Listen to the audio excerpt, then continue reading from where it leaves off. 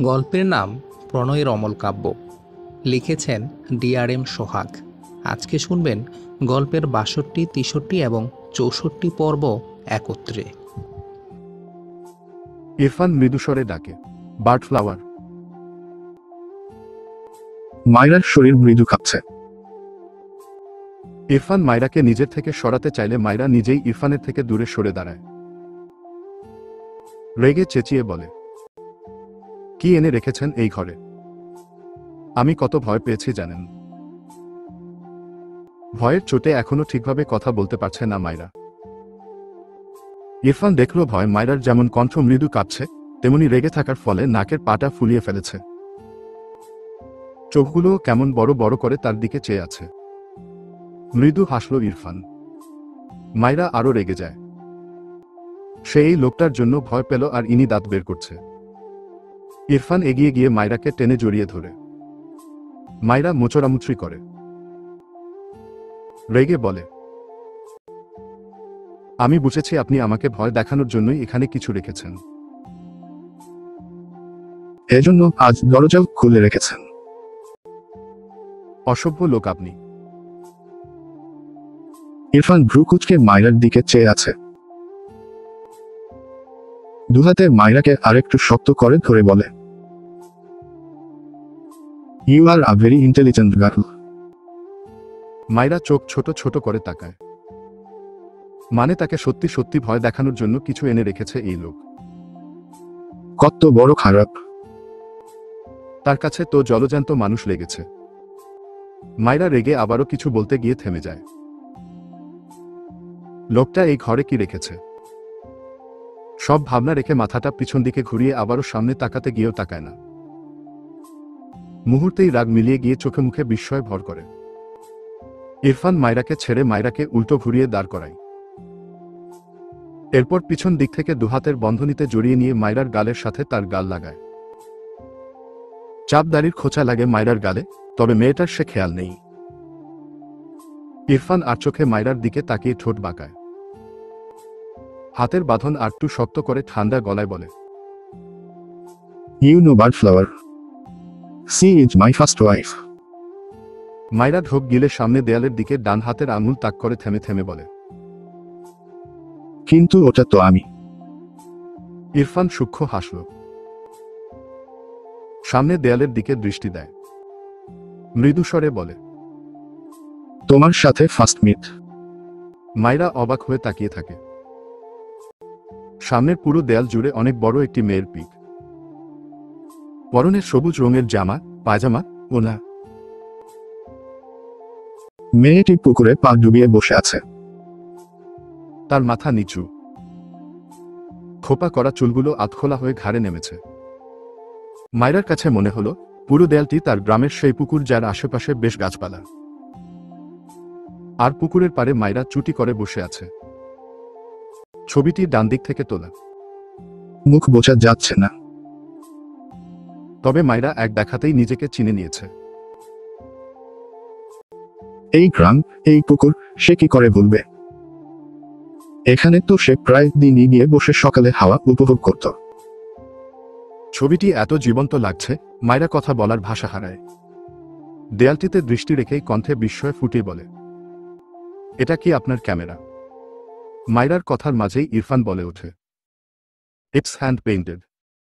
ইরফানের কথাটা শুনে মায়রা ঠিক কিভাবে অবাক হবে বুঝতে পারে না। এটা হাতে আঁকানো। মায়রার হঠাৎই মনে পড়ল ইনায়ার কথা, সাথে সেই প্রকৃতি আঁকা ছবিটি। তার মানে ইরফান তার এই পিক নিজের হাতে এঁকেছে। মায়রা অবাকের উপর অবাক হয়। দ্রুত পিছন ফিরতে নিলে পাশের দেয়ালে চোখ পড়লে মায়রা দৃষ্টি সেখানে আটকে যায়। মাঠের মাঝে মায়রা পা ছড়িয়ে বসে আছে, হাতে বার্ড ফ্লাওয়ার। সেই ছোট্ট ছেলেটি তাকে এনে দিয়েছিল। সে সেগুলো নিয়ে মাঠের মাঝে গিয়ে বসেছিল। এটা সেই পিক। তার পাশেই আরেকটি পিক, তার গ্রামের একটি গাছের নিচে মায়রা বসে আছে। তার ব্যাক সাইড। মায়রার মনে আছে, লাবিবের বাবা তার মুখের সামনে থেকে খাবার ছুঁড়ে ফেলেছিল বলে এই গাছের নিচে সে সেই বিকেলে মন খারাপ করে বসেছিল। তার পাশে আরেকটি পিক চোখে পড়ল। এক অন্ধকারের মাঝে মাইরা দাঁড়িয়ে আছে, তার উপর হালকা আলোর ঝিলিক। তার থেকে একটু দূরেই ইরফান দাঁড়িয়ে আছে। ইরফানকে ভীষণ ঝাপসা লাগে। তবুও মাইরা এক দেখাতেই চিনল এটা ইরফানই।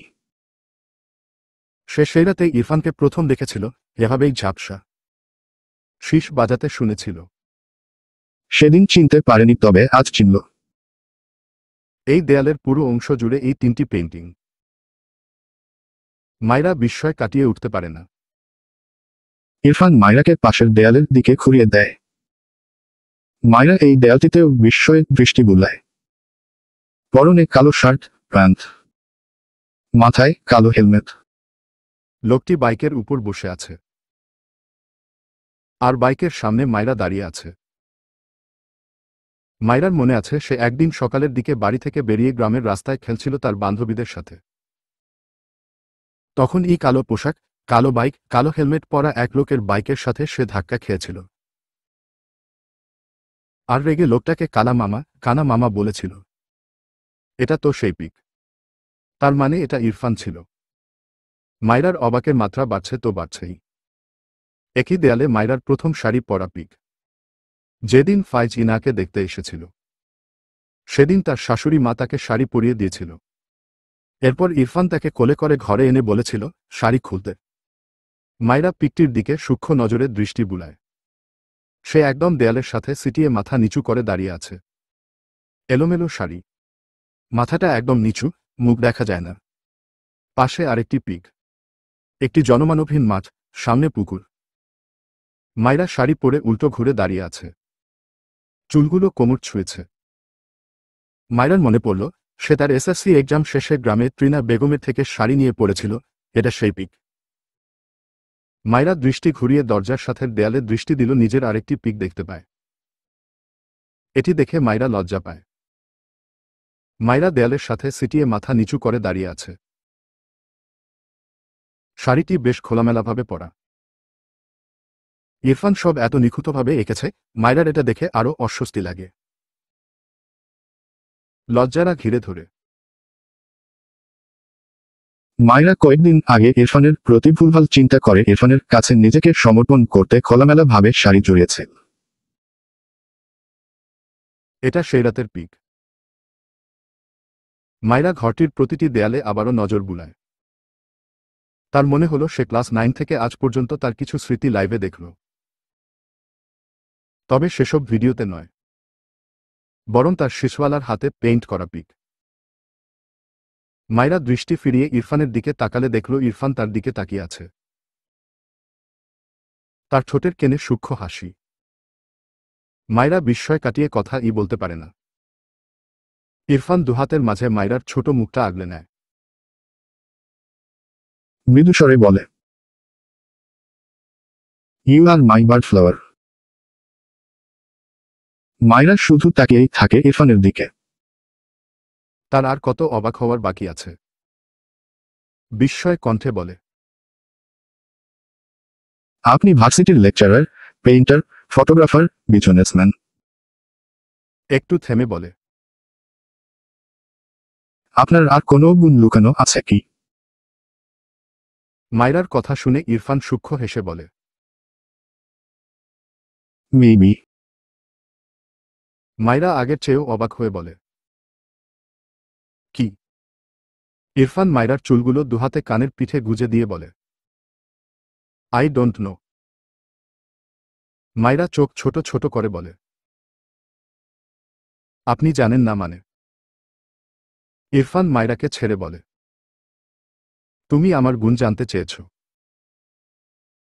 But I can't see my own qualities. মানে আমি নিজের গুণ দেখতে পাই না। মাইরা বলার মতো কিছু পেল না। খুব ভালোই বুঝো, ইরফান অদ্ভুত ক্যারেক্টারের মানুষ, আর সেই অদ্ভুতের মাঝে শুধু ভালো দিয়ে ভরা।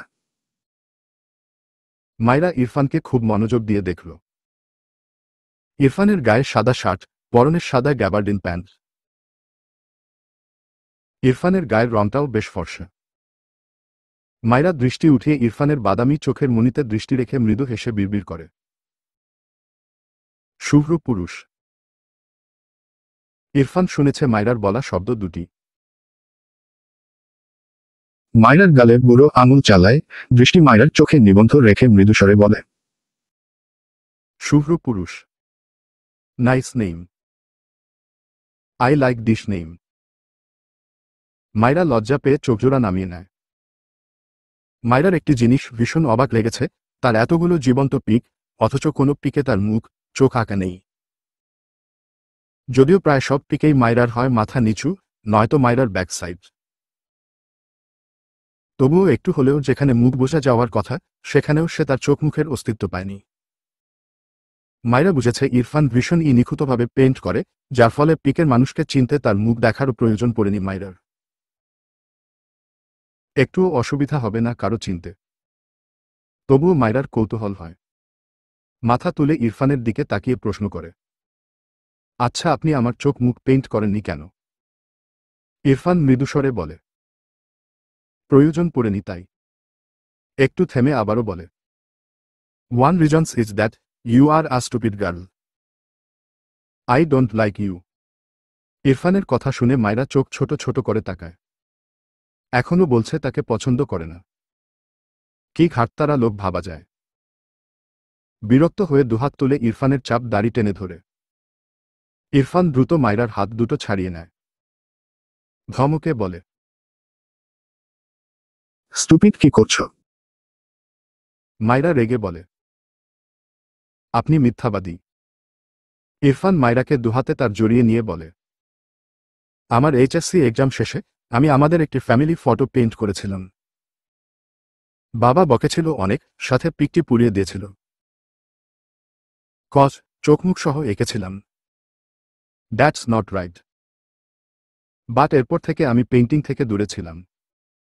তোমাকে দেখার পর আবারও স্টার্ট করেছি। That's it. মায়রা অবাক হয়ে ইরফানের দিকে তাকিয়ে থাকে।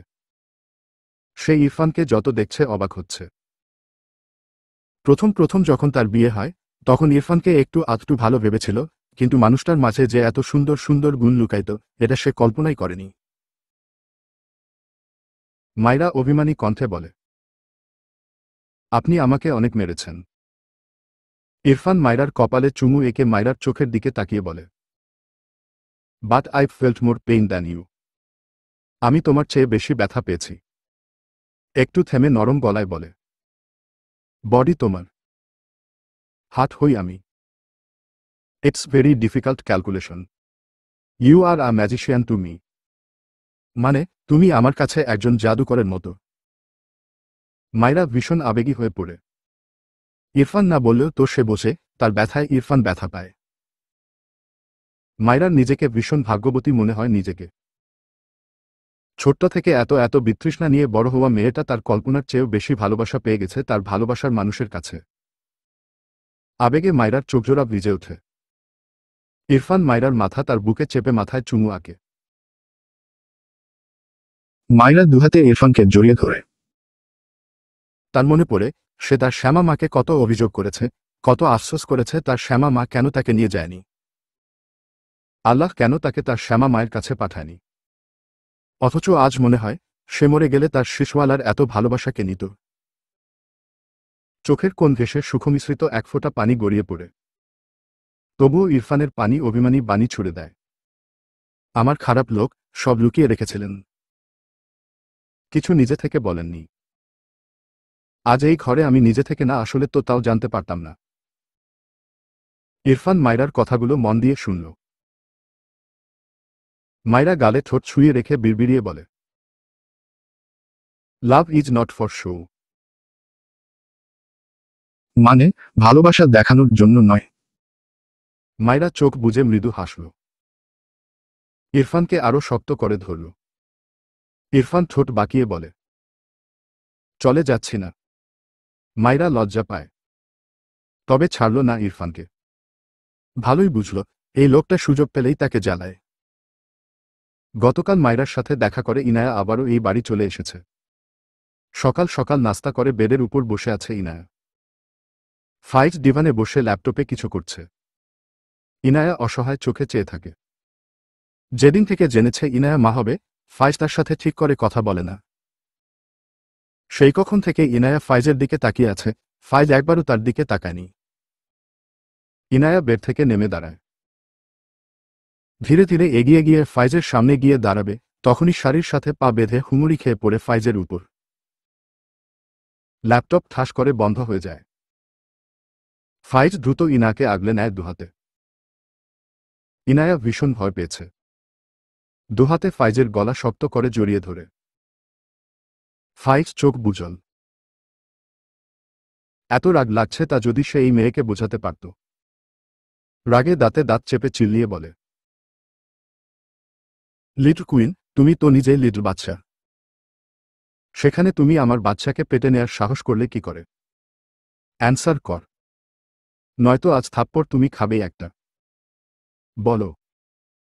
ইনায়া ঢোক গিলে ফাইজের কোল থেকে উঠতে নিলে ফাইজ ইনাকে শক্ত করে নিজের সাথে চেপে ধরে ধমকে বলে, যা বলেছি অ্যান্সার কর ফাস্ট। ইনায়া ধমক খেয়ে কেঁপে ওঠে। তার ভাইয়ের মতোই এই লোকটা। ইনায়া হাড়ে হাড়ে টের পাচ্ছে এখন। ফাইজের রাগে মাথা ফেটে যায়। এই মেয়ে তাকে একটিবার জানানোর প্রয়োজন মনে করেনি। তাদের বিয়েটাই হয়েছে মাত্র কমাস হল। আর এই মেয়ে মা হয়ে বসে আছে সে জানেই না। ফাইজ আবারও ধমকে বলে, আমি বাইরের মানুষ। আমাকে একবার বলবে না? কেন বলনি লিটল কুইন? প্রথম কথাটা ধমকের সুরে বললেও লাস্ট লাইনটা না চাইতেও নরম হয়ে যায়। ইনায়া মিনমিন করে বলে, আমি আপনাকে সারপ্রাইজ দিতে চেয়েছি। ফাইজ হতাশার নিঃশ্বাস ফেলে বলে, তাই বলে বিয়ের 2-3 মাসের মাথায়?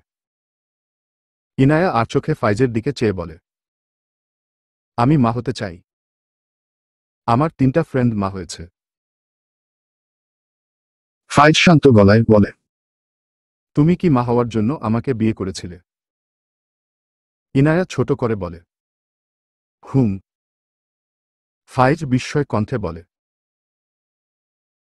মানে?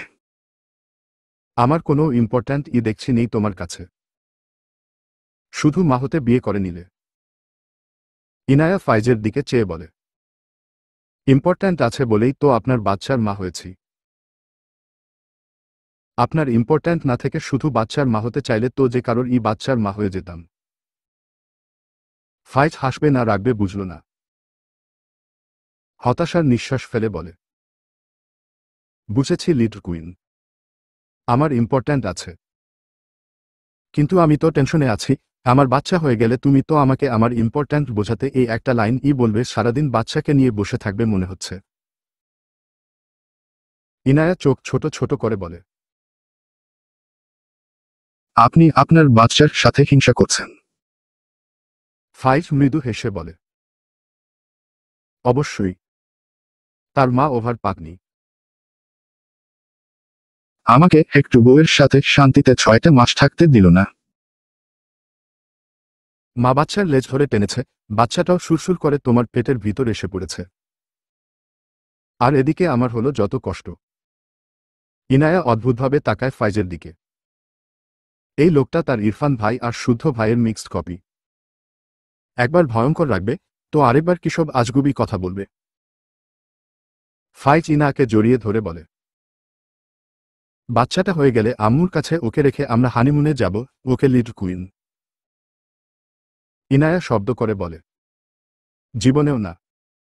আমি আমার বাচ্চাকে রেখে কোথাও যাব না।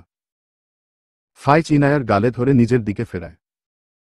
এরপর অসহায় কণ্ঠে বলে, কুইন বউ, তুমি তোমার ভাইয়ের মতো নিষ্ঠুর হয়েছ কেন? বাচ্চা না হতেই আমাকে টাইম না দেয়ার ফোন দিয়ে এটেছ। বাচ্চাটা পৃথিবীতে আসলে তো তুমি আমাকে চিনবেই না। বুক জ্বলে গেল আমার।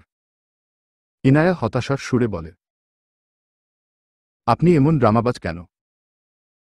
ফাইজ ইনায়ার গালে চুমু খেয়ে বলে, আমাকে অনেক টাইম দিবে। আমাদের 100টা বাচ্চা হলেও আমার টাইম 16 আনা চাইই চাই। লিটল কুইন ছাড়া আমার চলে না।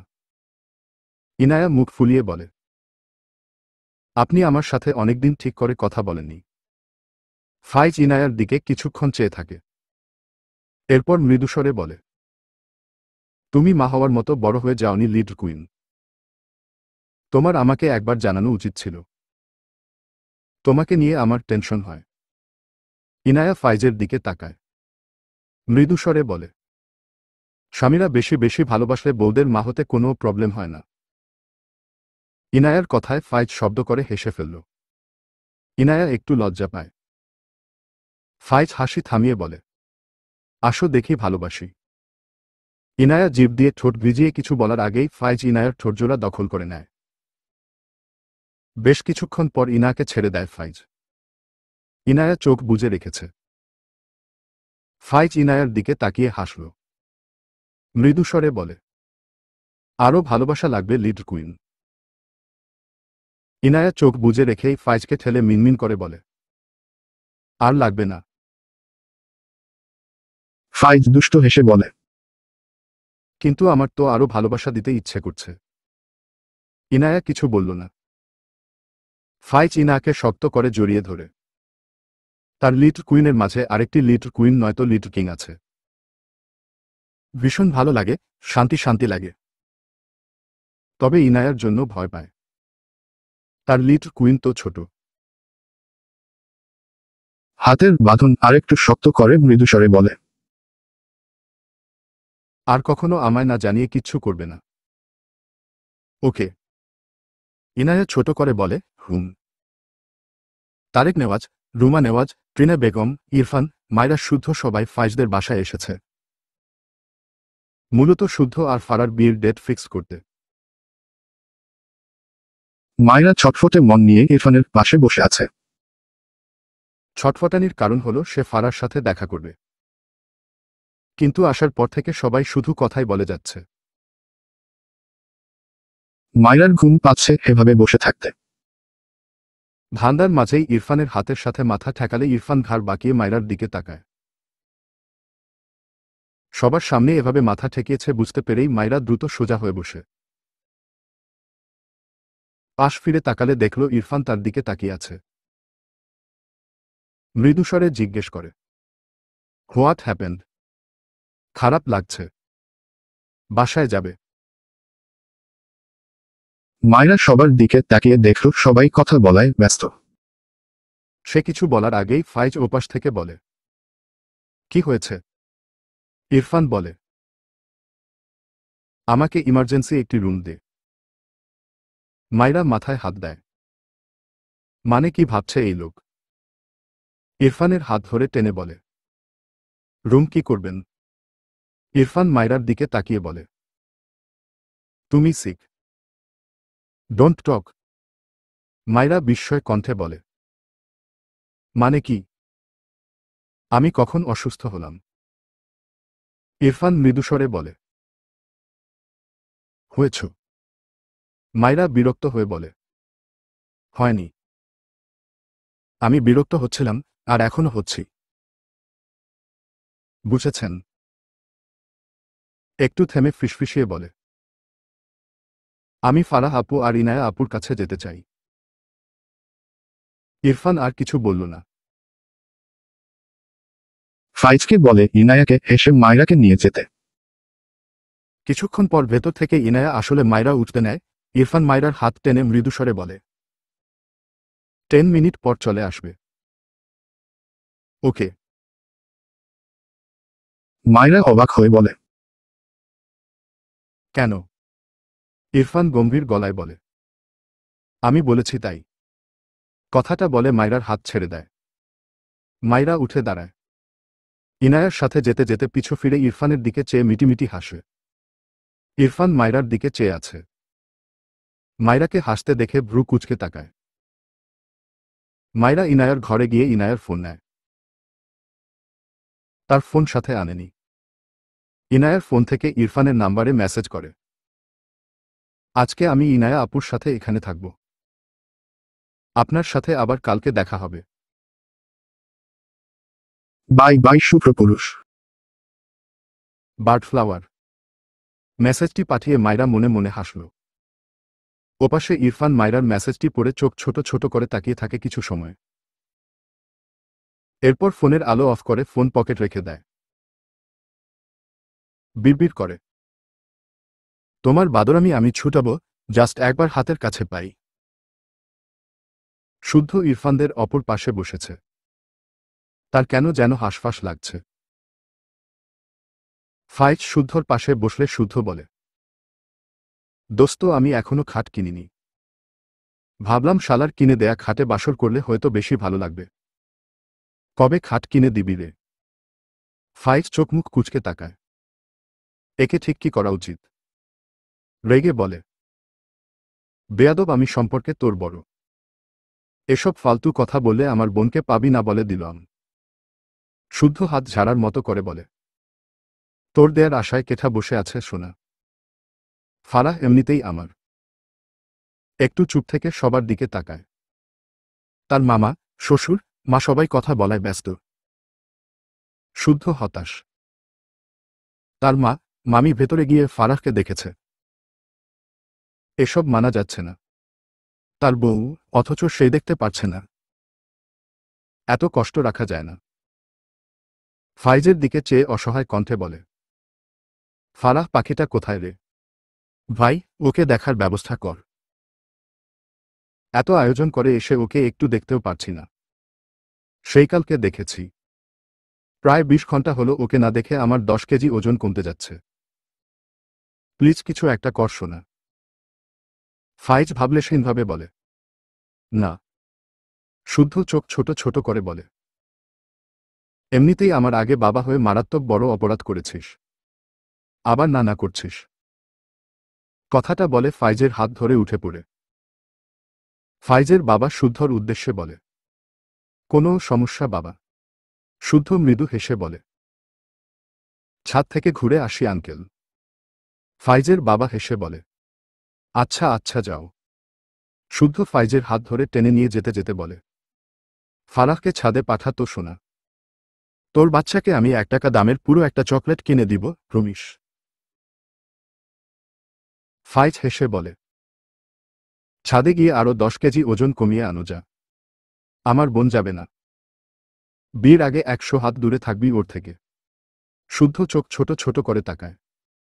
১ সপ্তাহ পর বিয়ে। সে তার বউয়ের থেকে ১ সপ্তাহ দূরে থাকবে। অসম্ভব।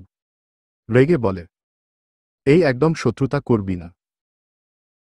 নয়তো ইনাকে আমার গ্রামে নিয়ে গিয়ে একদম গুপ্তঘরে রাখব বলে দিলাম।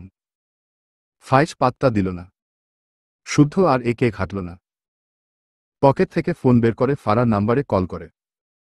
সবগুলো ব্রিটিশ। তার বউকে তাকেই ডাকতে হবে। দুপুর গড়িয়ে বিকেলের ঠান্ডা মৃদু হাওয়া বইছে। শুদ্ধ ছাদে দাঁড়িয়ে আছে প্রায় ১৫ মিনিট হল। বিরক্ত সে। ফারাহ আসে না কেন? ভাবনার মাঝেই পিছন থেকে কণ্ঠ ভেসে আসে, শুদ্ধ ভাই। শুদ্ধ পিছু ফিরে তাকায়। ভাই বলায় রেগে গেলেও ফারার দিকে চেয়ে দৃষ্টি শীতল হয়। ফারাহ লাল রঙের একটি শাড়ি পরেছে। মুখে হালকা প্রসাধনীর ছোঁয়া। ঠোঁটে হালকা লাল লিপস্টিক। মাথায় আঁচল টানা। চোখে কাজ দিয়েছে হয়তো। শুদ্ধ ধরতে পারল না। সে এর আগে কখনো ফারাহকে শাড়ি পরে দেখেনি। শুদ্ধ তাকিয়েই রইল ফারার দিকে। ফারাহ শুদ্ধর দৃষ্টিতে লজ্জা পায়। দৃষ্টি নামিয়ে নেয়। শুদ্ধ এগিয়ে এসে ফারার সামনে দাঁড়ায়। মৃদুস্বরে বলে, ফারাহ পাখি, শাড়ি পরলে কেন? ফারাহ মাথা নিচু করে মিনমিন করে বলে, আম্মু পরিয়ে দিয়েছে। শুদ্ধ চোখ গিলে বলে, শাড়ি পরালো তোমার আম্মু। সর্বনাশ হলো আমার। আমি এখন কি করব বলো তো? ফারাহ মাথা নিচু করেই রাখল। দুহাত কোচলায়। কেন যেন সে লজ্জা পাচ্ছে ভীষণ। শুদ্ধ আশেপাশে তাকালো, চোখ বুজে শ্বাস নিয়ে হঠাৎ ফারাহকে দুহাতে আগলে নেয় তার সাথে। ফারাহ কেঁপে ওঠে।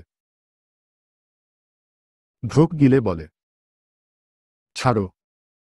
মানুষ আছে তো। শুদ্ধ দুহাতে ফারাহকে উঁচু করে ছাদের আড়ালে নিয়ে যায়। ছাদের ঘরের দেয়ালের সাথে ফারাহকে ঠেকিয়ে দাঁড় করায়। ফারাহ এলোমেলো দৃষ্টি ফেলে। শুদ্ধ শার্টের দুটো বোতাম খুলল। দুহাতে ফারার মুখ আগলে নিয়ে আবেদনময়ী কণ্ঠে ডাকে, পাখি। ফারাহ একবার শুদ্ধর দিকে তাকাল। শুদ্ধ মৃদু হাসে। ফারাহ শুদ্ধর অমন তীক্ষ্ণ দৃষ্টিতে কেমন কেঁপে ওঠে। দৃষ্টি নামিয়ে নেয় আবারও। জিভ দিয়ে ঠোঁট ভেজায়। তখন বুঝল তার ঠোঁটজোড়া তার প্রিয় পুরুষের দখলে চলে গিয়েছে। ফারাহ চোখ বুজে শুদ্ধর শার্ট খামচে ধরে। শুদ্ধ যেন নিজের মাঝেই নেই। শাড়ির ভাঁজে হাতে রেখে ফারাহকে নিজের দিকে আরেকটু টেনে নেয়। বেশ অনেকটা সময় পর ফারাহকে ছেড়ে শক্ত করে ফারাহকে জড়িয়ে নেয় নিজের সাথে। ফারাহ শুদ্ধর বুকে পড়ে থাকে। শুদ্ধ মৃদু হাসল। ফারার মাথা থেকে শাড়ির আঁচল নেমে গিয়েছে। শুদ্ধ ফারার উন্মুক্ত কাঁধে গাঢ় চুমু আঁকে। ফারাহ থেমে থেমে বলে, শুদ্ধ ভা। শুদ্ধ ফারার ঠোঁট জোড়ায় তার ঠোঁট জোড়া রেখে বিড়বিড়িয়ে বলে, একদম ভাই বলবে না। মাত্র চুমু খেয়েছি পাখি, আবার ভাই ডাকছ। হাসবেন্ড হই তোমার। সেদিনের পর আরও 3 দিন পেরিয়েছে। মাইরার টানা 1 মাস পড়াশোনা সব বন্ধ থাকায় বেচারি বেশ হিমশিম খেয়ে যাচ্ছে। কয়েকদিন পর কলেজে ক্লাস টেস্ট। তার কিছু পড়া নেই। এশার নামাজ পড়ে খেয়ে পড়তে বসেছিল। টানা অনেকক্ষণ পরে হাঁপিয়ে গিয়েছে। ঘড়িতে সময় দেখল 11টা পেরিয়েছে। মাইরার মন খারাপ হয়। ইরফানকে আজ সে সেই সকালে দেখেছিল, আর একবারও দেখেনি। তার একটা খোঁজও নেয়নি। খারাপ লোক তাকে ভুলে গিয়েছে। তাকে ইম্পর্ট্যান্ট দেয় না। মাইরা একা একাই মুখ ফুলিয়ে অভিমান জমিয়ে রাখল। পায়ের কাছে লিওকে ঘুরঘুর করতে দেখে মাইরা চেয়ার থেকে উঠে লিওকে কোলে তুলে নেয়। দুহাতে জড়িয়ে নিয়ে বলে, এই লিও তুই এত কিউট কেন রে? ইস, ইচ্ছা করে টুপ করে খেয়ে ফেলি। ইরফান তখন ঘরে প্রবেশ করে। মাইরার কথাটি শুনে বলে, ওকে খাওয়ার পারমিশন কখনোই পাবে না। তুমি চাইলে আমাকে টেস্ট করতে পারো। This permission is always granted. ইরফানের কথা শুনে মাইরা থতমত খেয়ে তাকায়। ইরফানকে দেখেও কিছু বলল না। তাকে সারাদিন ভুলেছিল, এখন সেও কথা বলবে না লোকটার সাথে। মাইরা আবারও লিওকে আদর করতে ব্যস্ত হয়। ইরফান মাইরার দিকে কিছুক্ষণ চেয়ে থাকে, তবে কিছু বলল না। হাতঘড়ি খুলে রাখল টেবিলে। এরপর ওয়াশরুমে গিয়ে শাওয়ার নিয়ে বের হয়। পরনে কালো গ্যাবার্ডিন প্যান্ট, তার উপর কালো শার্ট গায়ে জড়ালো। দুপায়ের প্যান্ট গুটিয়ে নিল। এরপর শার্টের হাতা কনুই পর্যন্ত ভাঁজ করে। সবগুলো কাজ মাইরার দিকে চেয়ে করেছে। মাইরা মাঝে মাঝে তাকিয়েছে, তবে সাথে সাথে চোখ ফিরিয়ে নিয়েছে। ইরফান তার সব কাজ শেষে মাইরার সামনে এসে দাঁড়ায়। জিজ্ঞেস করে, মেডিসিন নিয়েছ কি? মাইরা কথা বলল না। ইরফান মাইরাকে চুপ থাকতে দেখে ভ্রু কুঁচকে বলে, কি প্রবলেম? কথা বলছো না কেন? মাইরা লিওকে নিয়েই ইরফানের দিকে এগিয়ে এসে বলে, কেন? আমার খোঁজ নিয়ে কি হবে আপনার? যার কাছে সারাদিন ছিলেন তার কাছেই যান। ইরফান চোখ ছোট ছোট করে তাকায় মাইরার দিকে। মাইরাকে টেনে তার সাথে চেপে ধরলে মাইরা চেঁচিয়ে ওঠে। হায় আল্লাহ, আমার লিও ভর্তা হয়ে গেল। ইরফান বিরক্ত হয়ে তাদের মাঝ থেকে লিওকে চিমটি দিয়ে ধরে নামিয়ে দেয়। লিও একটু আওয়াজ করল। ইরফান তার কাজ করে মাইরাকে নিজের সাথে জড়িয়ে নিয়ে বলে, কাজ ছিল আমার। মাইরা রেগে বলে, হ্যাঁ তো সেই মহামূল্যবান কাজ রেখে আবার এলেন কেন? ইরফান টেবিলের উপর শুধু ঔষধের পাতা দেখে বুঝল মাইরা ঔষধ খেয়েছে। কোনো কথা ছাড়াই মাইরাকে কোলে তুলে নেয়। মাইরা ইরফানকে ঠেলে বলে, খুবই শ্লোক। ছাড়ুন আমায়। একদম আমায় মনে রাখে না। আমায় ইম্পর্ট্যান্ট দেয় না, অ্যাটেনশন দেয় না। ইরফান মাইরাকে নিয়ে সিঁড়ি বেয়ে উঠতে উঠতে ঠোঁট বাঁকিয়ে শীতল কণ্ঠে বলে, অ্যাটেনশন চাই তোমার। মাইরা ইরফানের কথায় নিভে গেল। রেগে কিসব বলে দিয়েছে। ইরফান ছাদের মাঝখানে গিয়ে দাঁড়ায়। মাইরা অবাক হয়ে দেখছে ছাদ। ভীষণ সুন্দর করে সাজানো হয়েছে। রংবেরঙের লাইটিং সহ কি সব দিয়ে যে সাজিয়েছে। মাইরা বুঝতেই পারছে না তবে ভীষণ সুন্দর হয়েছে। লাইটের পাওয়ারগুলো ভীষণ অল্প। মাইরার এত ভালো লাগলো। শুদ্ধ হঠাৎই এগিয়ে এসে বলে, হাউ কিউট কাপল। স্বাগতম ভাবি সাহেবা। দেখো তো পছন্দ হয়েছে কিনা। ব্রেইনের ক্রেডিট ইরফানের আর মোর ক্রেডিট বেহিসাব। শুদ্ধর কথা শুনে মাইরা অবাক হয়, সাথে লজ্জা পায়। ইরফানের দিকে চেয়ে মিনমিন করে বলে, আমায় নামিয়ে দিন। ইরফান শুদ্ধর উদ্দেশ্যে বলে, তুই যা, আমার বউ লজ্জা পাচ্ছে। শুদ্ধ শব্দ করে হেসে ফেলল। মাইরা আরও লজ্জা পায়। মাইরার বুকে একটা কিল দিয়ে বিড়বিড় করে, অসভ্য লোক। ইরফান কিছু বলল না। শুদ্ধ সিঁড়ি বেয়ে নামতে নামতে বলে, আজ আমি সিঙ্গেল বলে। ইরফান মাইরাকে নিয়ে বাম দিকে এগিয়ে গিয়ে এক জায়গায় মাইরাকে দাঁড় করিয়ে দেয়। মাইরা সামনে অবাক হয়ে তাকায়। একটি ছোট্ট টেবিলের উপর খুব সুন্দর একটি কেক রাখা, যার উপরে লেখা 16 years old birthday flower, will you be my second wife. Maira লেখাটি পড়ে অবাক হয়। গত দুদিন আগে তার জন্মদিন ছিল। তবে সেকেন্ড ওয়াইফ মানে? কথাটা ভাবতেই দ্রুত ইরফানের দিকে তাকায়। হালকা আলোয় দেখল ইরফান তার দিকে চেয়ে আছে বিমোহিত দৃষ্টিতে। মাইরা অবাক হয়ে বলে, আমি আপনার সেকেন্ড ওয়াইফ হব মানে? আপনার ফার্স্ট ওয়াইফ কে ছিল? ইরফান মাইরাকে পিছন থেকে জড়িয়ে ধরে মাইরার গালের সাথে গাল লাগিয়ে মৃদুস্বরে বলে, স্টুপিড গার্ল, আমার first wife and first wife হবে আমার সেকেন্ড ওয়াইফ। মাইরা অবাক হয়। মানে কি লজিক এই লোকের? কণ্ঠে বিস্ময় ঢেলে বলে, আপনি কয়বার বিয়ে করবেন? ইরফান মাইরার হাত ধরে কেকটি কাটতে কাটতে বলে, যতবার ইচ্ছে হবে। But every time that person will be you and only you. মানে প্রতিবার সেই মানুষটি শুধু তুমি হবে। কথাটি শেষ করে ইরফান এক টুকরো কেক মাইরার মুখের সামনে ধরলে মাইরা ঘাড় বাঁকিয়ে ইরফানের দিকে তাকায়। ইরফান সূক্ষ্ম হেসে বলে, ইটস নট বার্থডে সেলিব্রেশন। বড় হয়েছ, তাই বিয়ে করব তোমায়। And it's a offer. Accept me bird flower. মাইরা বাখারা হয়ে ইরফানের দিকে চেয়ে আছে। ইরফানের দিকে চেয়েই হা করলে ইরফান মাইরাকে কেকের কিছু অংশ খাইয়ে বাকিটুকু রেখে দেয়।